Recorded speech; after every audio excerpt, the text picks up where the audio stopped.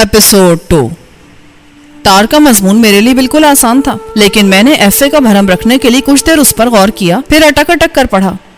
तार का तर्जुमा ये था, तुम्हारी बड़ी बहन बिल्कुल खैरियत से है, हम डस्के के अस्पताल में हैं, अल्लाह ने एक चांद सा बेटा दिया है, मलिक रब नवाज। जो ही मैंने तार पढ़ा, बेगम जी जज्बाती होकर दरवाजे की ओर से निकल आई। उन्होंने कांपते हाथों से तार मेरे हाथों से पकड़ लिया, उसे आंखें खोलकर देखा और बेसाख्ता होठों से लगाया। उसके बाद मुझसे मुखातिब होकर बोली, तुमने बड़ी चंगी खबर सुनाई है, तुम्हारे मुंह में घी शक्कर। उसके बाद वो फिरोजा से मुखातिब होकर बोली, जानी फिरोजा, प्याली में शक्कर ला। फिरोजा तेजी से अंदर लपक कर गई। बेगम जी का चेहरा सुर्ख हो रहा था। उनकी नाक में चमकता हुआ कोका मुझे हमेशा से ज्यादा चमकदार महसूस हुआ, लेकिन फौरन मुझे अस्करी की कही हुई बात याद आ गई, अगर यहाँ रहना है तो नजर नीची रखनी होगी। मैंने फौरन नजर झुका ली। बेगम जी ने एक बार फिर बड़े इश्तियाक से तार सुना। ये तार बेगम जी के बहनोई यानी मलिक रब नवाज की तरफ से था। मालूम हुआ कि मलिक रब नवाज के घर ये नरीना औलाद बड़ी मन्नतों मुरादों से 12 साल बाद पैदा हुई है। फिरोजा एक शीशे की मुनक्किश प्याली में घी शक्कर ले आई। बेगम जी इतनी खुश थी कि उन्होंने चम्मच अपने हाथ से मेरे मुंह में डालना चाहा, लेकिन फिर वो एकदम ठिठक गई। उन्होंने प्याली मेरी तरफ बढ़ाते हुए कहा, लो मुंह मीठा करो। मैंने मुंह मीठा किया, फिर बाकी मुलाजमों ने भी किया। बेगम जी ने रौनक अली से कहा, मामा ये तो अच्छा भला पढ़ लेता है, तुमने से दूध धोने पर क्यों लगाया हुआ है? तो क्या करूं? इसे कोई अच्छा सा काम दो, और नहीं तो मुंशी के साथ लगा दो, मजदूरी का हिसाब किताब रखने के लिए। ठीक है बिल्किस, रौनक ने सर झुकाकर कहा। अगले रोज मुझे मुंशी मंजूर के साथ लगा दिया गया। एक हफ्ते के अंदर ही मुझे अंदाजा हो गया कि मुंशी मंजूर का हिसाब बड़ा ढीला ढाला है। मैंने मजदूरी के खातों में कई गलतियां देखी, लेकिन मुंशी के दिलशिकनी के ख्याल से उनका जिक्र नहीं किया। एक दिन मैंने हवेली के बागीचे में बेगम जी के साथ 7-8 साल का खुशशक्ल लड़का देखा। बेगम जी की उम्र के लिहाज से वो उनका छोटा भाई लगता था, मगर अस्करी पहलवान ने ये बताकर मुझे फिर हैरान कर दिया कि ये बेगम जी का इकलौता बेटा है। बच्चे के हाथ में पक्की लकड़ी का एक भद्दा सा बल्ला था और वो उस पर रबड़ की गेंद उछाल रहा था। वो मेरी तरफ देखकर मुस्कुरा दिया। मैं भी मुस्कुराया। मैंने कहीं सुना था कि जवान औरत और मर्द के दरमियान एक अनदेखा मकनातीस होता है। जब वो एक दूसरे के करीब होते हैं तो ये मकनातीस उन्हें खींचता है, कहीं कुछ कम कहीं ज्यादा, कभी थोड़ा कभी बहुत, लेकिन वो अपना आप जरूर दिखाता है। मैं आपसे बेगम जी की बात करने लगा हूँ और उस लम्हे की बात करने लगा हूँ जब वो घी शक्कर वाला चम्मच मेरे बिल्कुल सामने लिए खड़ी थी। एक लहजे के लिए यूं लगा था कि वो अपना हाथ मेरे मुंह की तरफ बढ़ाने लगी हैं। वो बड़ी जज्बाती कैफियत में थी। उनके रुखसार सुर्ख हो रहे थे, रेशमी ओढ़नी शहद रंग बालों से ढलक गई थी और उनकी शफाफ बलोरी गर्दन गिरेबान तक नजर आ रही थी। पिछले कई दिनों से ऐसा हो रहा था कि मैं रात को अपने क्वार्टर नुमा कमरे में सोने के लिए आंखें बंद करता तो वो मंजर मेरी निगाहों के सामने किसी तस्वीर की तरह खुल जाता। मेरा दिल उस मंजर की तरफ और उस मंजर में नजर आने वाली की तरफ खिंचता चला जाता। ये कोई रोमानी या सफली किस्म के एहसासात नहीं थे, बस एक खुशबूदार सी कैफियत थी जिसे मैं कोई नाम नहीं दे सकता। इससे पहले भी गांव में और गांव से बाहर मैंने बहुत सी औरतों और लड़कियों को देखा था। उनमें से कई बड़ी भली सूरत वाली भी थी, लेकिन जो कैफियत मुझे बेगम जी को देखकर महसूस हुई, ऐसी कभी नहीं हुई थी। शायद प्यार का आगाज इसी तरह हुआ करता है, मगर मेरी समझ में तो ये प्यार व्यार बिल्कुल नहीं था, बस एक वाबस्तगी थी। जब से मैंने दूध धोना बंद किया था, बेगम जी से आमना सामना होना भी कम होता था। मेरा ज्यादातर वक्त मर्दाने में मुंशी के साथ खातों में सर खपाते या उसकी पिलपिली टांगे दबाते गुजरता। मुंशी को बदन दबवाने का चस्का था। आते जाते को आवाज देकर मुट्ठी चाबी पे लगा लेता था। मैंने उसकी जरूरत को बड़े अच्छे तरीके से पूरा करना शुरू कर दिया और वो मुझसे खुश था।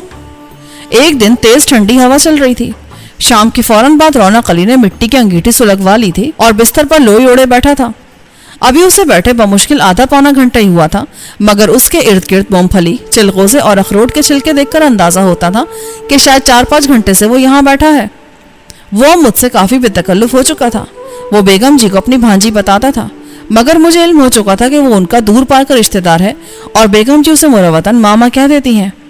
रौनक ने थोड़ी सी ब्रांडी पी रखी थी और बड़े नशीले अंदाज में मुझे रसगुल्ले और नौखेज लड़की की मुश्तरका खुसूसियात बता रहा था। वो बोला, रसगुल्ला भी चिट्टा होता है, हमारे इलाके की औरत भी चिट्टी होती है, दोनों रस से भरे हुए होते हैं, दोनों की खुशबू बिल्कुल अपने पास लाने से ही आती है, दोनों को मुंह लगाते ही मुंह मीठा हो जाता है, लेकिन फिर रसगुल्ला तो गायब हो जाता है। मैंने कहा, औरत हमको गायब कर देती है, कुछ देर के लिए सही, पर गायब तो कर देती है ना।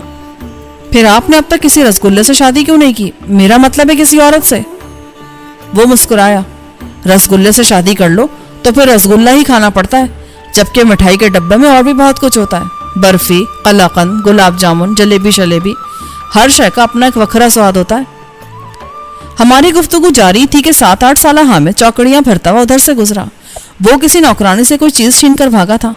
वो छोटे मालिक पुकारती उसके पीछे भाग रही थी। रौनक ने चौंकते हुए कहा, हाँ खावरे, मुझे याद आया, वाली साहब कह रहे थे कि हामिद की पढ़ाई शुरू करानी है। वो किसी मास्टर शास्त्र का इंतजाम करने को कह रहे थे। क्यों ना तुम ही उसे पढ़ा दिया करो। उर्दू अंग्रेजी तो तुम्हें भी आती है ना? मैंने कभी पढ़ाया नहीं, लेकिन आप कहते हैं तो कोशिश कर लूंगा। चलो ठीक है, मैं तुम्हारी सिफारिश करता हूँ, लेकिन ये चिलगोजे जो तुम लाए हो ना, बड़े स्वादी हैं। मैं रौनक अली की बात समझते हुए बोला, मैं इस बार पिंड गया तो इकट्ठे ही 2-2.5 किलो ले आऊंगा। 4-5 रोज बाद मेरी तरक्की हो गई। मेरी तनख्वाह 500 रुपए इजाफे के साथ 3000 हो गई। उसके साथ ही मुझे छोटे मालिक हामिद को पढ़ाने की जिम्मेदारी सौंप दी गई। हामिद लाड प्यार से बिगड़ा हुआ और कदरे अड़ियल बच्चा था, लेकिन मैंने चंद ही दिन में उसकी नब्ज़ें ढूंढ ली और वो मेरी बात मानने लग गया। वो इलाके के हाकिम का बेटा था और उसे हुक्म मानना आता ही नहीं था। मैं भी उसे हुक्म नहीं देता था, बस एक राह दिखा देता था और कोशिश करता था कि वो उस पर खुद ही चल पड़े। मैंने पुराने तरीकों के मुताबिक उसकी लिखाई कॉपी के बजाय तख्ती पर शुरू कराई, और हकीकत यही है कि काने की कलम से लकड़ी की तख्ती पर मश्क करने वाले अक्सर खुशखत साबित होते हैं। हामिद को पढ़ाते हुए मेरे अपने बचपन की यादें भी ताज़ा हो गईं। मैं और मेरा बड़ा भाई गाची के साथ बड़े एहतमाम से तख्तियाँ पोंछा करते थे। गीली गीली गाची को हाथ से हमवार करने के बाद तख्ती सूखने के लिए धूप में रखती जाती थी। इस दौरान में मिट्टी की दवात के अंदर स्याही और कपड़े का छोटा सा टुकड़ा डालकर रोशनाई तैयार की जाती थी। दवात को दोनों पांव के अंदर दबाकर सरकंडे के उल्टे कलम को उस पर यूं चलाया जाता था जैसे लस्सी की गुड़वी में मदानी चलाई जाती है। सरकंडे के कलम को तराशना और उसमें बिल्कुल मुनासिब जगह पर टिक देना भी एक फन समझा जाता था। एक दिन मैं और हामिद उस अमल से गुजर रहे थे। अचानक मुझे लगा कि बेगम जी खिड़की में खड़ी हैं और महवियत से हमें देख रही हैं। वो वाकई मौजूद थी। मैंने देखा तो वो मुस्कुराती हुई अंदर आ गई। उनकी नाक के कोके ने लश्कारा मारा। मैंने नजर झुका ली। वो हामिद की लिखाई देखते हुए बोली, खावरे, आजकल शहर के स्कूलों में तो तख्तियां वगैरह नहीं लिखी जाती। शहर तो क्या बेगम जी, अब तो पिंडों में भी ये रिवाज बस कहीं कहीं है, इसीलिए लोगों की लिखाइयां खराब हैं। अभी तो ये हामिद भी कीड़े मकोड़े ही डाल रहा है। 2-4 दिन में बिल्कुल ठीक हो जाएगा जी। तुम भी लिख कर देखो अम्मी, बड़ा मजा आएगा। हामिद ने तख्ती माँ की तरफ बढ़ाई। हामिद, तुम नहीं, आप कहते हैं। मैंने उसे समझाया। उसने सुनी अनसुनी कर दी। बेगम जी ने मुस्कुराते हुए तख्ती पकड़ी और हमारे करीबी मोढ़े पर बैठ गई। मैंने रोशनाई से लिथड़ा हुआ कलम अपने रुमाल से साफ किया और बेगम जी की तरफ बढ़ा दिया। मुझे मालूम था कि वो पढ़ी लिखी नहीं है और उन्होंने इस बात को छुपाने की कोशिश भी नहीं की। उन्होंने बिल्कुल छोटे बच्चों की तरह अलिफ बे पे लिखने की कोशिश की। जीम पर आकर वो अटक गईं। उनसे जीम का दायरा नहीं बन पा रहा था। कभी वो बड़ी ये की तरह लंबा हो जाता, कभी मीम की तरह नीचे चला जाता। हामिद हंसने लगा, वो भी हंसने लगी। उन लम्हों में वो राजवाल की बेगम जी के बजाय एक आम सी लड़की नजर आ रही थी। मैंने पहले उन्हें खुद लिखकर दिखाया, फिर उन्होंने लिखा, मगर इस बार भी ठीक नहीं लिखा गया। मैं हामिद का हाथ पकड़कर उसे लिखना सिखाता था। इसी तरह बेगम जी का हाथ पकड़कर मैंने जीम का दायरा बनाया, फिर चे, फिर हे। अचानक मेरे जिस्म में हजारहा पावर की बरक़ी रौ दौड़ गई। मेरा जहन बेगम जी के लम्स की तरफ मुंतकिल हो गया। मैंने जल्दी से हाथ पीछे खींच लिया। पता नहीं उन्होंने मेरे इस अमल को महसूस किया या नहीं। उन्होंने 2-3 लफ्ज लिखे, फिर कलम दवात हामिद की तरफ बढ़ा दी। उनकी उंगलियों पर भी रोशनाई लग गई थी। वो हाथ साफ करने के लिए दाएं बाएं देख रही थी। मैंने अपना रुमाल उनकी तरफ बढ़ा दिया। इसी दौरान मैं आहट हुई और दरवाजे पर वाली साहब नमूदार हुए। पता नहीं क्यों मेरा दिल यकबार की शिद्दत से धड़क उठा। वाली साहब ने कमरे का जायजा लिया, फिर मुस्कुराते हुए बोले, यहाँ क्या चल रहा है भाई? मैं अपनी जगह से खड़ा हो गया। वाली साहब ने हाथ के इशारे से मुझे फिर बैठने को कहा। मैं झिझकते हुए बैठ गया। बेगम जी हंसते हुए बोली, मैंने भी कच्ची जमात में दाखिला ले लिया है। वाली साहब बेतकल्लुफाना अंदाज में बोले, फिर तो भाई मुझे भी 4 लफ्ज पढ़ने पड़ेंगे। आज तुम कच्ची में हो, कल पक्की में हो जाओगी। इतनी पढ़ाकू जनानी का खाविन चिट्टा अनपढ़ हो, ये तो ठीक नहीं है ना। वो दोनों हंसने लगे।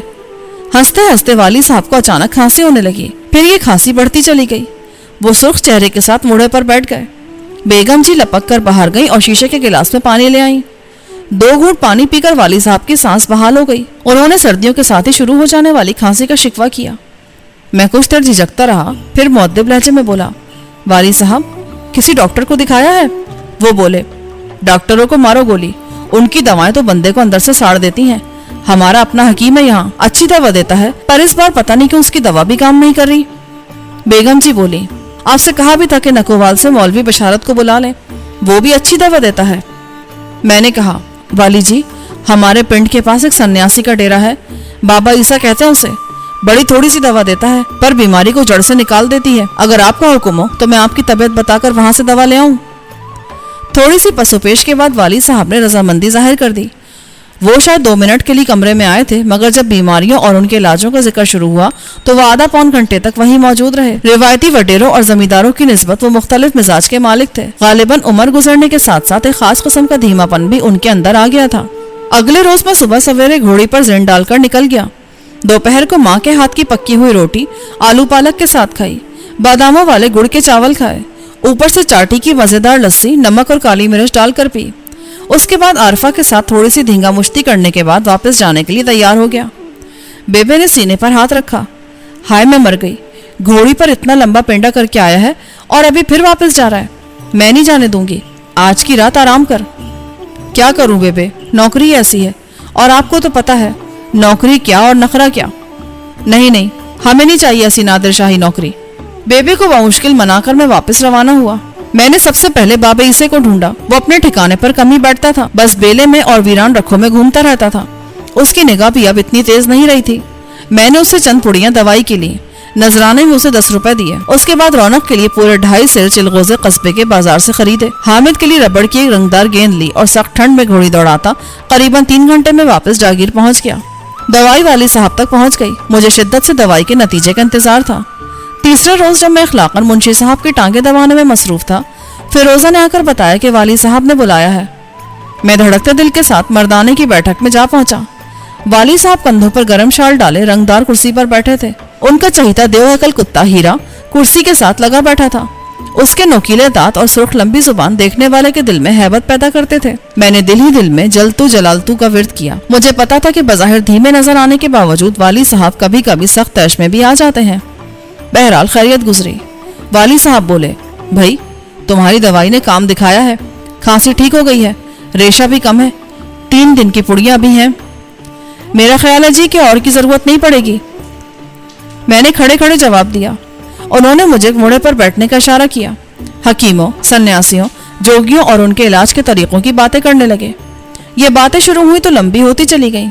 ये बात मेरी समझ में अच्छी तरह आ गई थी कि तिब और सेहत वाली जी का पसंदीदा मौजू है। जब हम बातें कर रहे थे तो बेगम जी किसी काम से बैठक में आई। वह हमेशा की तरह दिलकश लिबास में थी। उनके लंबे कद पर हर तरह के कपड़े सज जाते थे। वो कमर बिल्कुल सीधी रखकर चलती थी और यह अंदाज बनावटी नहीं था। सीधा चलने से उनका कद कुछ और भी दराज दिखाई देता था। वाली साहब का कद दरमियाना था। मुझे और वाली साहब को महवे गुफ्तगू देखकर बेगम जी को अच्छा लगा। मैंने कई बार महसूस किया कि मेरा वाली साहब के पास बैठना और उन्हें गुफ्तगू में मसरूफ रखना उन्हें भला लगता है। उन्होंने वाली साहब के करीब झुककर उनके कान में कोई बात कही और वापस चली गईं। वाली साहब एक बार फिर मेरी लाई हुई दवा की तारीफ करने लगे। देसी दवाओं से मुझे भी इनकार नहीं था। खासतौर से अच्छे हकीमों को तो मैं दूर दराज इलाकों में खुदा की नेमत समझता हूँ, मगर फिल वक्त वाली साहब की तारीफों की हकदार कोई देसी दवा नहीं, अंग्रेजी दवाई थी। दरहकीकत मैंने वाली साहब को बाबे ईसे वाली दवा दी ही नहीं थी। उसके दिए हुए सफूफ के बजाय मैंने एक एंटीबायोटिक दवा पीस कर वाली साहब को खिलाई थी और उसने खातर खा असर किया था। मैं वाली साहब का मिजाज समझ गया था। मैं लाख कोशिश करता मगर वो अंग्रेजी दवा हरगिज न लेते।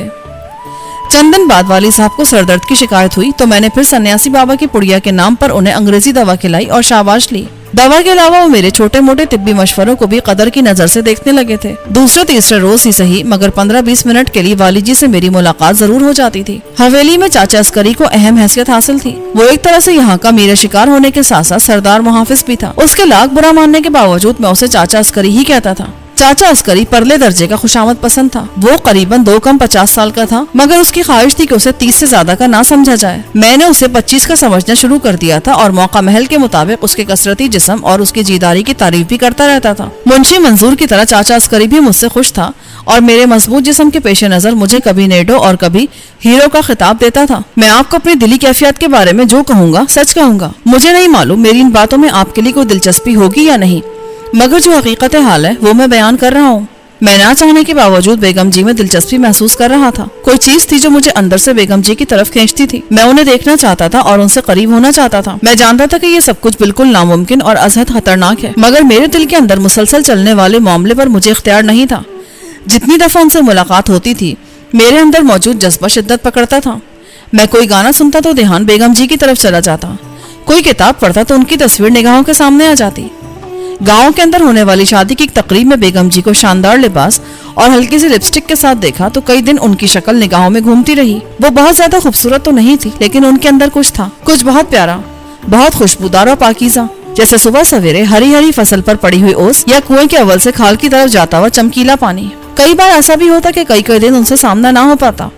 ایسے دنوں میں بار بار ان کی شکل نگاہوں میں لانے کی کوشش کرتا. کبھی کامیابی ہو جاتی، کبھی نہ ہوتی. ایک دن جب میں اپنے کچے کمرے کے اندر لالٹین کی لو مدھم کیے کھدر کے پھولدار لحاف میں لیٹا تھا اور کھڑکی سے باہر گاؤں کی لمبی ٹھنڈی کالی رات آہستہ آہستہ سنسان گلی کوچوں میں رینگ رہی تھی، میں نے خود کو سمجھایا اور دل ہی دل میں کہا، دیکھ خاورے کہ جو کچھ تو سوچ رہا ہے یہ کسی بھی طور مناسب نہیں ہے. یہ بہت گھٹیا سا راستہ ہے. شاید اگر بیگم جی کو تیرے خیالوں کی بھنک بھی پڑ جائے تو وہ تجھے کھڑے کھڑے حویلی سے نکال دیں. وہ تجھے مسکرا کر دیکھتی ہیں، تیرے ساتھ مہربانی سے پیش آتی ہیں، تو اس کا مطلب یہ کیسے ہو سکتا ہے کہ وہ بری عورت ہیں؟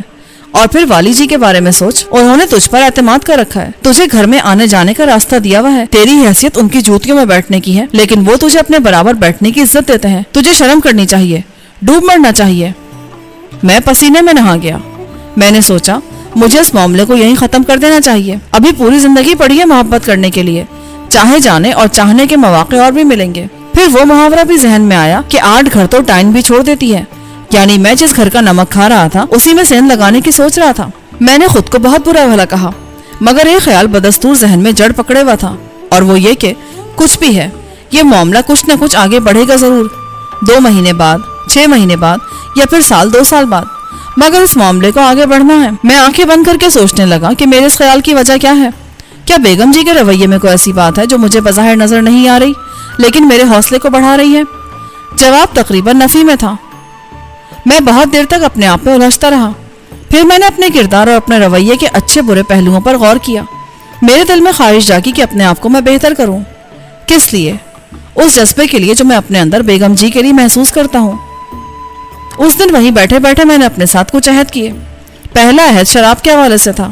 میں شراب کو رسیا تو نہیں تھا، مگر کبھی کبھار مہینے 2 مہینے میں ایک دفعہ دوستوں کے ساتھ اس بد کام میں شریک ہو جاتا تھا. میں نے تہیہ کیا کہ اب اس حرام شاہ کو کبھی منہ نہیں لگاؤں گا. دوسرا عہد سگریٹ نوشی کے حوالے سے تھا. میں نے فیصلہ کیا کہ آج ہی سے سگریٹ پینا کم کر دوں گا. یہ کمی ہر ماہ جاری رہے گی اور زیادہ سے زیادہ 4 مہینے کے اندر اندر سگریٹ یکسر ختم کر دوں گا. یاروں دوستوں میں میرا ایک دوست رشید عرف چھیدہ رنگ باز طبیعت کا مالک تھا. جتنے بھی الٹے سیدھے کام ہوتے تھے ان میں وہ پیش ہوتا تھا. میں نے عہد کیا کہ آج سے شیدے کے ساتھ میل جول بالکل ختم ہے. خود سے کیے گئے ان وعدوں کے بعد میں نے خود کو ایک دم ہلکا پھلکا محسوس کیا. 2 دن کے بادلوں کے بعد ہلکی دھوپ نکلی ہوئی تھی. گاؤں کی عورتیں کپڑے دھونے کے لیے کنویں کی طرف جا رہی تھی.